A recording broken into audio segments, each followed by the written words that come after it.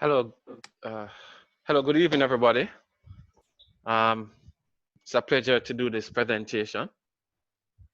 What I will be doing today, because we have such a diverse group of participants, um, I will be giving an introduction on camera traps, and I will be also putting most of my presentation on birds, but there will also be other wildlife, and I will also be giving some lessons learned.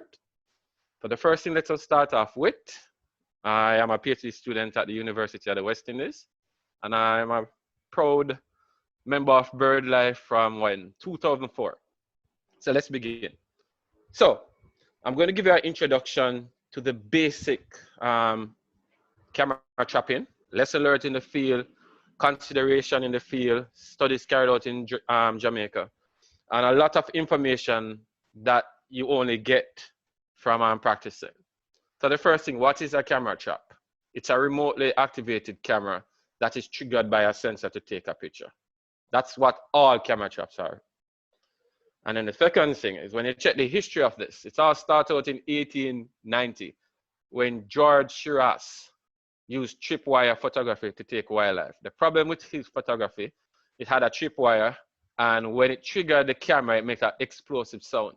So most of his animals that he got were animals jumping around. They look like it's a ballet here, like they're dancing. And then Frank Chapman used photos from animals to identify individuals, which is one of the base, the foundation of camera trapping. Let me start. Camera trapping, we are not using the camera to trap an animal. So what is a camera trap used for? What's the uses? So initially, one of the reasons why camera trap spread worldwide or grow so far, it was used by hunters. And basically what hunters wanted to know, they wanted to know where the animal is located, what they are doing. And by getting all of this information, it increases the chances of a successful hunt. Wildlife biologists, or I should say people at their house, sometimes curious what happened when you leave the yard. What's going on there? Is a bird there saying hello? We don't got squirrels saying, oh no. But you have a lot of activities going on at your home. So people used to put cameras out there to know what's going on. And then we move now to the conservationists. They want to know what type of animal found in the area, like what I'm doing in Goat Island. We're doing a biological inventory to know how much animals are there. You might want to know how much animal, the population size, density. And one of the most popular things now when you look at the nest, you see people have cameras focused on bird nests, and you sit there all through the nesting event, watching the bird, what the bird do at the nest every day. So camera traps also answers questions that were very difficult or people never wanted to answer in the past. Just remember one thing with a camera. For example, when I go out in the field, after 3-4 hours, I get tired, I want food, and sometimes I lose the focus. But a camera is operational 24 hours. And what you get to do, just imagine, people do a lot of stuff that they wouldn't do when people are around. You might start dancing, singing, so the animal feel comfortable. So you get a lot of information. And it's very good to identify elusive animals. So for example, here, we have our Jamaica coney. A lot of people here have never seen a Jamaica coney before. We have some footage in a while, but for this presentation, I wanted some nice videos. So this was done when we were doing some camera trap testing at Hope Zoo, where we wanted to see if the trap work and the behavior of the animals. So they are very active in the night, as you can see, and they look like, some people say they might look like a big fluffy rat, or I think they're cute with their big feet. Another interesting thing with the cameras that you can get, you get what we call activity, the animal activity. So basically this is it. For example, this animal from 0 to 6 a.m., it's not walking around. And during this hour, maybe to 7, it's very active, and then 12, and then 18, it stops. So this is a diurnal animal, meaning it's very active in the day. So most of the cameras that we hear talking about, there's one fundamental thing with most of the cameras. They all have a sensor. And there's 3 types of sensors. You have a motion sensor, you have an infrared sensor, and you have a light beam. Now, in most of the modern day cameras, they use what we call passive infrared sensor. And it is very important you know how this works. So it doesn't just work by movement, but it works with heat movement. So basically, it detects the temperature difference between the animal versus the ambient temperature. If it never had this temperature thing in it, nearly everything would trigger the camera. So because of that, you have to keep this in mind for what you're studying. So for example, mammals and birds like us, we are endotherm, so we regulate our own body temperature. So right here you have 0 to 40. So you look at this bobcat, the temperature is really like 38, 39. So it's constant. So there's a big temperature difference between the sensor and the animal temperature to trigger the camera. However, with reptiles now, reptiles are exotherm, so they depend on the ambient temperature, which is the normal temperature. So as the day gets hot, they get hot. Implication for some of our reptile people here that I know that is in the presentation is that for some of the cameras to trigger, you need a temperature difference between 5 degrees, the ambient temperature and the animal. So for example, when I was on Goat Island and I'm gonna make a statement that I didn't see any iguanas, I have to do tests to prove that the cameras that I'm using can pick up an iguana, because an iguana is a reptile and it's also exotherm, but different cameras work differently because of that. So that's one factor you have to keep in mind. Next thing, animals can hear, and they can also, some of them can also see the glow. So we can look here, everybody here, this is a cute Bahama mockingbird and goat. Heard the clip and was there wondering what's going on. And then this kitty here, which is an invasive species now, picked up that there was some light and also heard the sound of the camera. So a key thing that you must always understand with the cameras though, they mentioned something called detection range of the sensors, long detection range and short detection range. So long detection range normally work when you have like an open grass field. So there's a big open wide grass field, you could put the camera and it picks up the animals there. Short detection range, you're using forested areas where there's a lot of trees, but you have a small space. The implication of this, if you get a camera that is short detection range and you set it up, you might think that it is detecting the animal. So for example, this animal in red will never trigger this camera because it's not in the detection range. So there's a big debate when you're choosing cameras, even from my work, pic versus video. So if you look at this, it does look like a turkey vulture sitting on her, just there sitting. However, it was doing something, so maybe the turkey vulture there was dancing or something like that. So you pick up more information with video versus pic, but you have to know what you're doing, what your survey is about. So the thing with photos are small, so it requires little memory space. Most cameras can take one, a number can take multiple photos. They have another thing, that metadata. So the metadata on the picture would be talking, look at this one have the temperature, this one have the date, this one have the moon phase. All of these variables are sometimes we call it in science covariate, meaning they might impact how the animal behave. And when you're doing some advanced analysis, you need it. However, some of the cheap cameras don't have that. Some of the expensive don't have that. And you also have another thing they do with photos that they call time lapse, where you put the camera and you can make it watch like a flower open or something like that. It takes pictures at interval and then it stitches them together to create a video. Videos are great. When you're choosing camera, you have videos, some cameras sound versus no sound. You get behavior information. It is also good for promotion, for conservationists, or even a social media campaign. However, there are problems with videos. And look at this one. So when I say you get good information, we have here flycatcher.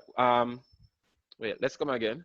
We have here, well, not if you realize who we had here. There's a sad flycatcher here on the ground. Calling. And then we have it here getting some nesting material. You normally would not get that from a picture. However, you can get that from a video. However, just remember, this one video was for 5 seconds, was 80 megabytes. So you need a lot of storage space. It wears down the battery more quickly. And unlike the other one, the metadata, which is here, you have to manually take them down. So for example, I set a camera and I have about 300-400 videos. So I would have to take down the metadata, manually put it in Excel. However, technology is changing. You have some cameras that take a picture before it starts videoing, so you can take the metadata from the video. So prices, they range, maybe when I check, they range from 50 to about $80 US. All camera shops are not equal. You have to know what you want. Some cheap one is like point and shoot, horrible pictures, horrible detection rate. You have to know what you want.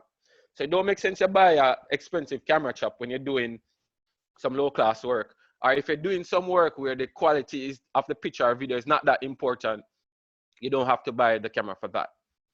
So, and the next thing is, this is an evolving technology. Sometimes I can't keep up with it. It's like a cell phone. Everything is changing. So for example, you have wireless trail cameras now, and you have versus cellular.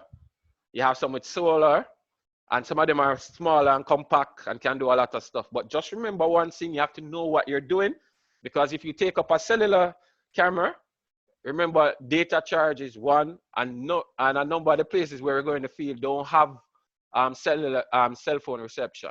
So you have to know what you're doing. So choosing a right camera. So some of them have a viewing screen. I like the ones that have a viewing screen because I can see how I'm deploying the camera, so battery life, type of flash, and memory card.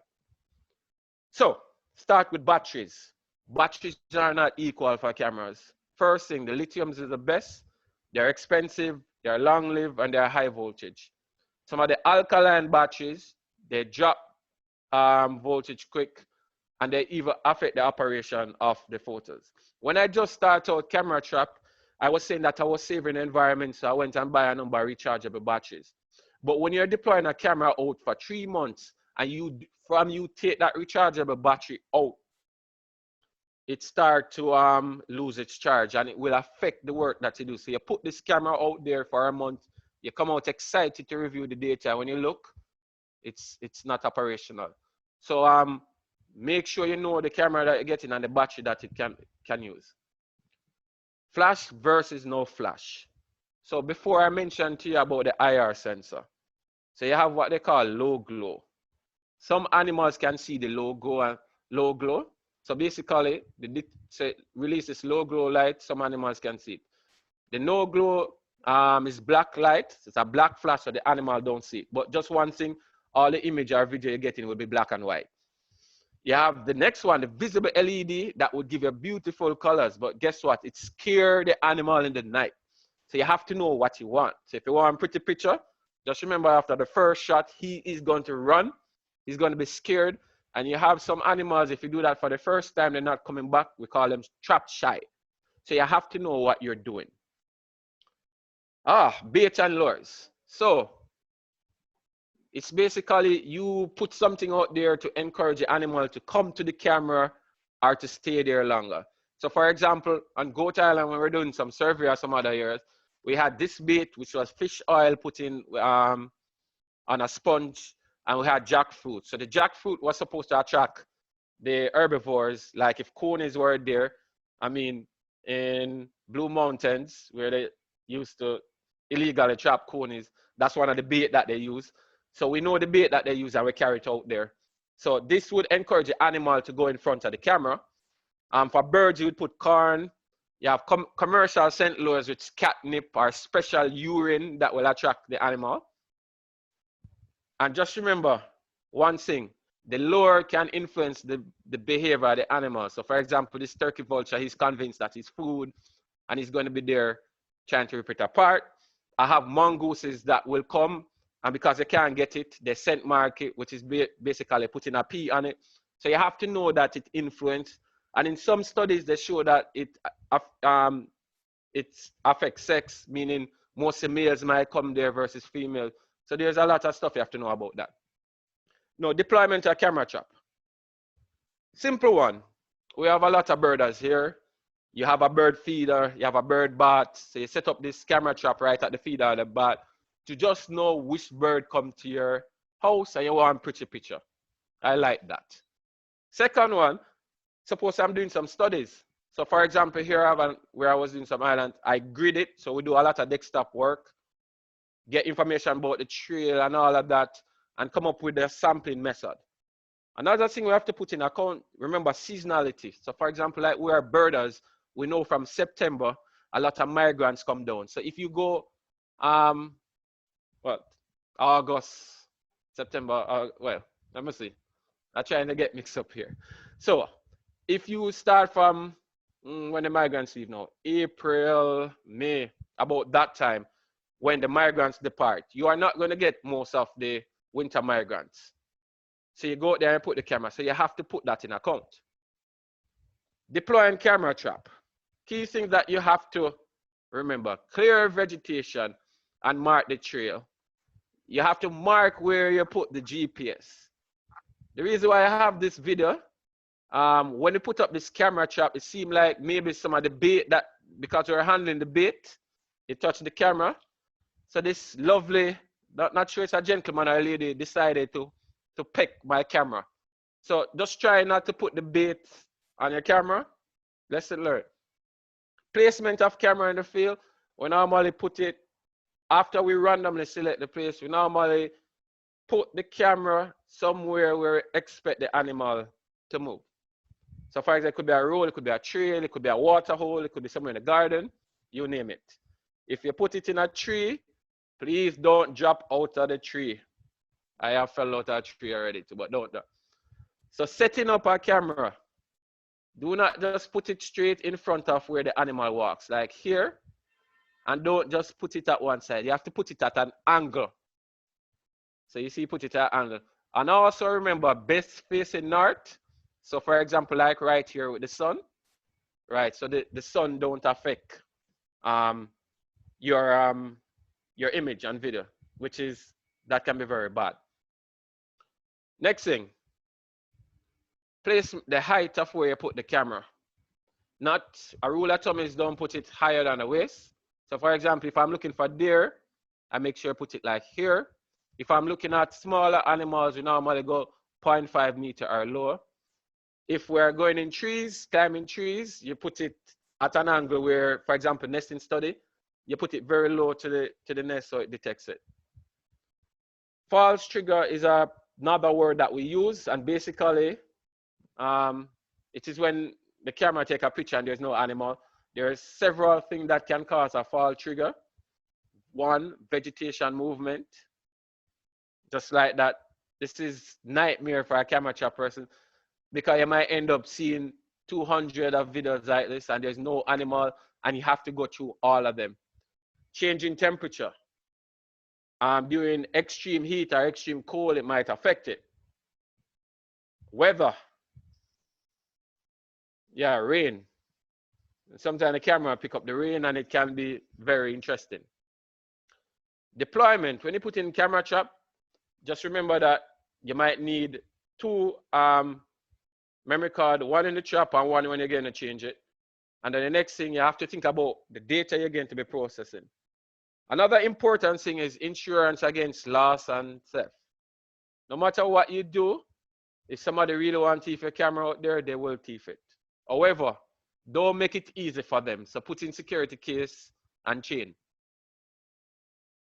When you're setting it up, bring a small digital camera to review, or some of us use our phone, iPad, or whatever.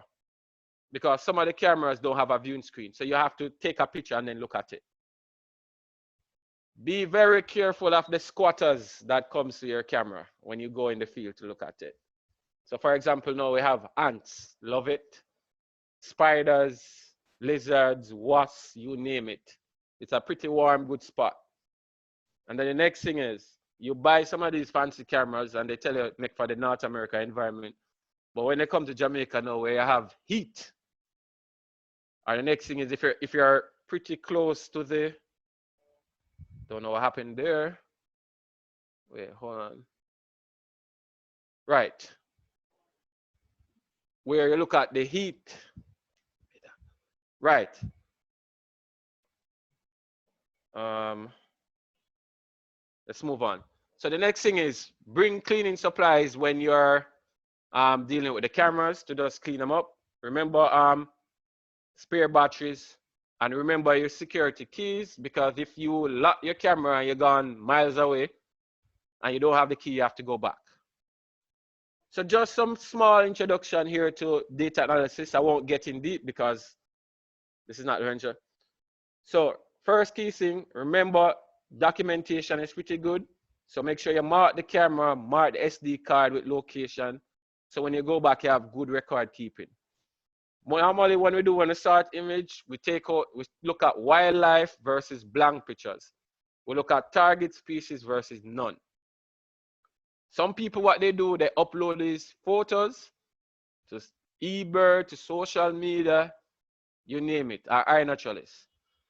For further analysis, that like what I have to do, we do stuff like occupancy, how the species uses the environment, I should say, uses the area. And you have mark recapture that we normally do if, for example, on Goat Island, we have a number of goats, we can use camera trap studies to estimate population size by using different models, which is another interesting part of it. So now we're going to look at just a brief on some studies that we carried out. So, camera traps, especially for birds, was normally initially looking at ground dwelling birds or very big birds.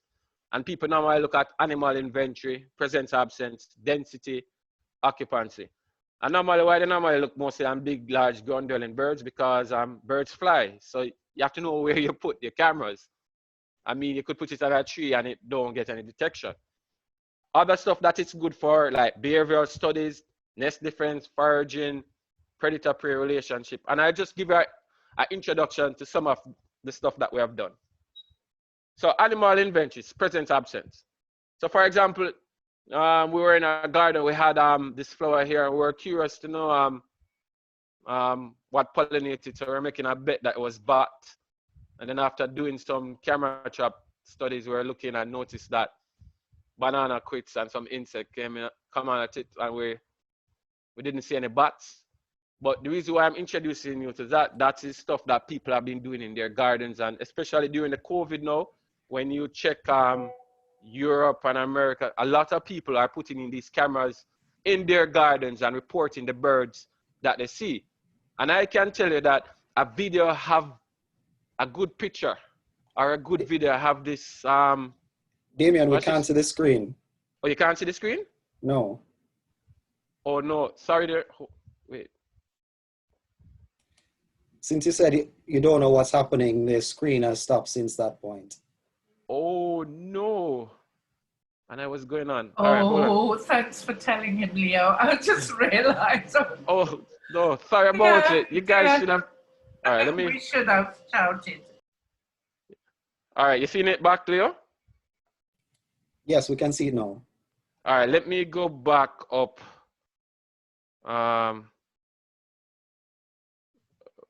Right, infield maintenance. Oh, wait. Wow. All right. Just continue from where you are, because time is on us. Okay. All right. So let's go back to animal inventory. So we had here where we had a mention about in the garden where we found the banana tree, but let's move on. So other studies that we're doing, we're looking at the fauna, doing fauna assessment in the Blow and Jonker Mountains. And interesting thing, during our bird surveys, we only got crested quail dove and white-eyed thrush during most of the point surveys. But during the camera trap studies, we picked up Caribbean dove, white-winged dove, and ruddy quail dove. And for example here, if you can look at it, this is our famous crested quail dove here, and the white-eyed thrush on the ground. Another interesting thing, when you compare this now to a dry limestone forest, and I'll just let this video show here. So we have a water hole that we're looking at the birds that are coming to the water hole. And this was just basically, we had the cameras there for a while, and this was over for a week. And we took out some of the species that came there. We also get stuff like foraging beaver now from a Bahama mockingbird. And we also have here just additional turkey vultures and some white ibis. The reason why I'm showing you all of this, I'm showing you how much stuff we can get from cameras. However, in this case, we cannot get population size. This is only give you stuff on inventory, like what species are there. So, interestingly, Leo Douglas did a site visit at Great Goat Island in July 11, 1997. And when he went there, he got 25 birds and he put it in the bird sheet here. So we use this as species inventory. So when we went and did our surveys, just from the camera trap, we got more birds doing pond survey than what Leo did because we had longer time. But from the cameras, we got more than half of the birds that he found there. And interestingly, the most abundant birds on Great Goat Island was the Caribbean dove and the Bahama mockingbird, which are normally on the ground. And interestingly, you have a number of invasive there like mongoose and cats.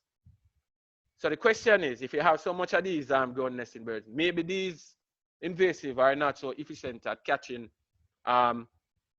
the Bahama bird or the Caribbean dove. They might occasionally catch one, but they might not be that efficient. But however, for ground nesting birds, that's a different saga. I think they would get them. So, for example, like a Great Antilles nighthawk, or maybe our parakeet that got extinct, they would have a problem because they are nesting on the ground. The eggs are there, the babies are there, so it'll be more vulnerable. So, behavior. So, for example, you get stuff like territorial behavior. We have so much footage of behavior stuff going on, especially with Caribbean dove here. And you see here they're fighting, as you can see. We also, another behavior stuff that you would get from them in the field is stuff like foraging. We had to cut the video short for the presentation.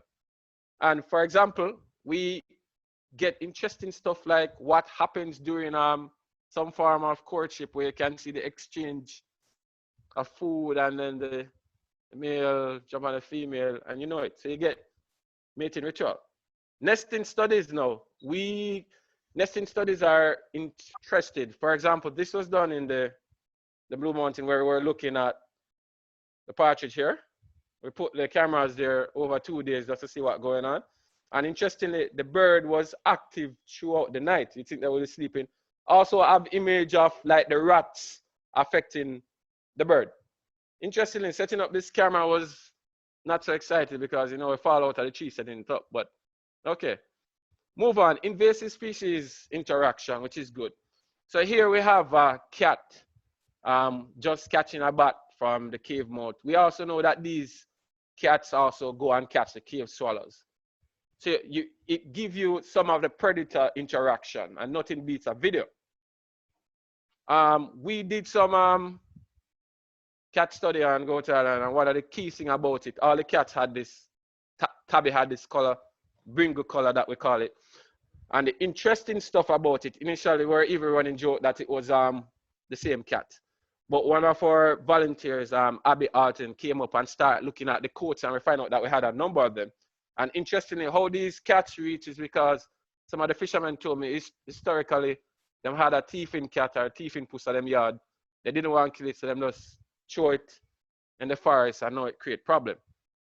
Interesting thing about the cats, look at this. Their activity curve from the camera trap. They are normally active. Their highest peak here was like at 6 a.m. So look, maybe from 3 come on, this is where they're active. Then it came down here, then 6 p.m. again. And then interestingly, when we looked at one of the activity curve for the rat, when the cats were active, the rat was not active. And when the mongoose is active, the cat is not active. So interesting interaction. So here we have a mongoose, the Indian mongoose. They can look very cute at times, but sometimes you just know. So this mom have her 2 pups, I think. and look at the mongoose activity curve from the camera trap studies. So you have from 0 to 5 here, and then you have the peak again early in the morning, goes down, that, and that. The thing with the mongoose is diurnal, and they are only active in the day, so they're not active in the night. So that's one of the things with the mongoose there. And then the key thing again in it, here we have a mongoose, if you check the picture here, chasing a lizard up the tree. So they are kind of semi-arboreal, and we get this information from the cameras that we put out there. So moving up to closer now. Another interesting part of with camera trap now comes citizen science, where a number of people have trail cameras. But the thing is, it works good because people take this picture and report information about the animals they find. This is from gardens, you name it. For example, in Jamaica, we need to set up a way where some of this information can be organized, because it is important for conservation. Some people even find new species from stuff like this. And this information, whenever I work it out, can be shared on eBird, iNaturalist. I can even share on the BirdLife Jamaica WhatsApp group. So for example, and it can also be used in social media thing. For example, you get a nice picture of a turkey vulture, you can put a message there. And for example, we use this to tell people to social distance. And finally, a study that I was here helping out Leo with, and we carrying it out at a number of people's house, and even for some volunteers doing this presentation, where we're looking at the different animals that visit the fruit. Who was the first one to bite this fruit? Was it a rat? Was it a bird? Who has come after the fruit? Okay. So citizen science is the way forward. And for example, when I did some of these studies, we got bats, rats. I'm a lover for bats. So this presentation was just basically an introduction to what we do with camera traps and what you can use them for. There's so many stuff that I didn't mention, like or if I want to thank BirdLife for giving me the opportunity tonight, I would like to thank UA, UDC for help, my research group at UA, NEPA, who have assisted me a number of times, Caribbean Coastal Area Management, helped me set up the camp, the volunteers, my friend Jody, who helped me edit, and you name it. There's so many people, and the people from Smithsonian who taught me camera trapping, how to set up camera trapping, and how to analyze the data. These are some of my references. Thank you, everybody. I hope we learned something today. I now pass it on to our moderator, Keisha. Okay, good evening again, everyone. I sent an additional link in the chat, as this one will end in 1 minute. Please switch to that link where we can have our Q&A segment, and then you can type your questions in that link, and Damion will address as many of them as we can. It's all of these camera traps So are Damion, not switch to waterproof. that link as And well. that's why I tell you, it's just think of buying a $20 digital camera versus maybe a $400. There's different with cost, quality, and the work that they put. So all of them are not waterproof. All of them are not rust proof. Some of them are easy to break. A number of them you can't control sensitivity. So there's a lot of hidden things that you have to look on before you choose it. Don't just go on price, because you might buy something and be vexed about it. And just remember where we are in the Caribbean, the heat, and sometimes the humidity. So you have to think about stuff like that. And the ants, oh my, they love to bring stuff in there if it's not sealed properly. Thank you. Next question. What is the best way to camouflage a camera trap? Well, the thing is, some of them already come camouflage. Most of them on the market. If you're trying to hide from humans, I would tell you to like put some. What we do, we put it in a area where you have some vegetation, in tune with the camouflage. Some of them you can put the camouflage tape on it. Some of them you can hide in a hole or something like that. Some of them you just can't hide. Another good way that we used to do on it, we put let me put we put like have it out there. When people see the camouflage and believe that it's JDF stuff, they don't trouble it. They're like, oh, I'm not troubling a sword or something, so they leave it. So sometimes we do that. All right, this question is from Dr. Leo Douglas. He had to step off the call, but he will get his answer in the recording. Why does the camera trap need to be at an angle? All right. When we mentioned that it needs to be an angle, okay, so two things. The detection, how the camera detects is like a cone. So it's like this cone, like if you see my hands, it's like a cone. To set, the reason why you have to set it at an angle is that, for example, if the animal is walking on a trail, if it's set at an angle, you get a wider detection zone or a wider area where the sensors were there to pick up on the trail. So you set it at the angle to cover a wider area to detect. If you don't set it at an angle, it will only detect in a smaller area. At an angle, it's a wider area, and it increases the chance if the animal passes by that you'll get the image. Thank you. Next question. What interesting human activity have you captured on these cameras? And oh boy. And have any been stolen? That's from Ricardo Miller. Oh boy. Well, I've seen feet. I've seen two feet intertwined in the field. I never know that those biologists were very close. So you can spot love in there. I would tell people that there in Jamaica we don't have any laws right now governing setting up camera traps. I mean, for example, in US you have to ask permission to set it up in a protected area.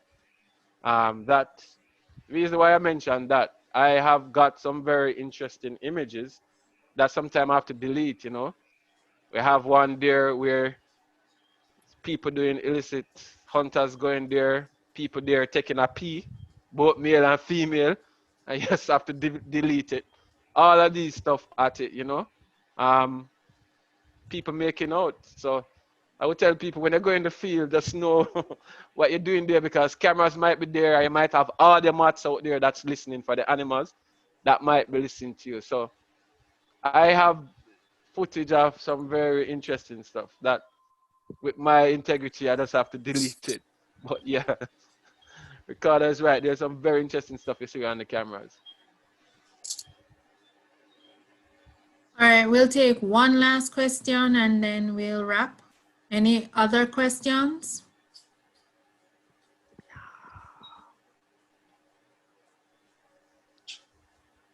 Going. Sold. On. All right, so thank you everyone for joining. Damion, thank you. It was a very interesting presentation. I'm sure, like me, most persons had no idea that camera traps were that versatile and that effective of a tool. It was a wonderful presentation, so thank you again. Just to close, just repeating the housekeeping announcements. So at the end of this month, we will have activities relating to World Wildlife, Waterbird Census and World Wildlife Day. So stay tuned for those activities. You will get them via email and in the WhatsApp group. The next webinar in the series will be on the 11th of February, and the presenter will be Justin Proctor, Vice President of Birds Caribbean. And Justin will be talking about his 20-year search for the elusive Jamaican golden swallow. So you can save that. That's February 11th at 7 p.m. In March, webinar number 3 will be on March 18th at 6:30 p.m. And that one will be in the form of a panel discussion. The topic will be invasive species and Caribbean bird conservation, present and future. And on that panel. The esteemed panelists will be Natalia Lawrence from an environmental awareness group in Antigua and Barbuda. We'll have Joseph Wonderly from the U.S. Forestry Service, Puerto Rico. We'll have Wayne Smart from Caribbean Seabird Coastal Zone. He's a biologist there in Grenada. And the moderators for that will be our very own Dr. Leah Douglas and Damion Whyte. So you can save those in your calendar now so that you can make yourself available. Once again, thank you everybody for joining. You have a good evening and stay safe.